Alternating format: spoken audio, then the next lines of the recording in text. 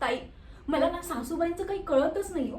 सारख्या आपल्या माझ्यावर चिडलेल्या असतात. आता बघा, गुलाबजाम मध्ये माझ्याकडनं चुकून जरा मीठ कमी पडलं तर त्यात काय बिघडलं एवढं? मला सांगा, आपण एखादी भाजी खातो त्यात मीठ कमी पडतं तर आपण वरतून घालतोच ना जरासं.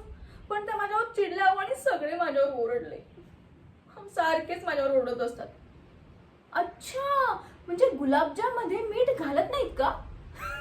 तरीच मला वाटलं हो की माझंच काहीतरी चुकलं असणार. बरं ते जाऊ द्या. बरं त्या दिवशी काय झालं माहितीये?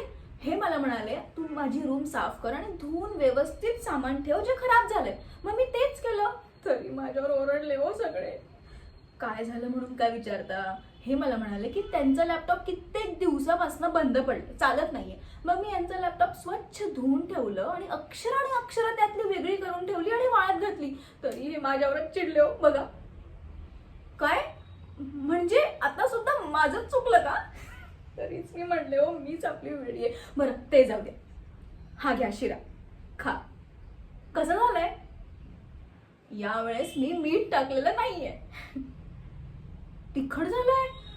अच्छा, म्हणजे रवा घेतला आणि उपमा करायला घेतला वाटतं मी. तरीच मी म्हणले हो, जिथे मी बेदाणे घालतीये, बदाम काजू घालतीये, तिकडे मी तिखट का घालतीये? बरं, तुम्हाला एक नवीन चव मिळाली, घ्या टेस्ट करा.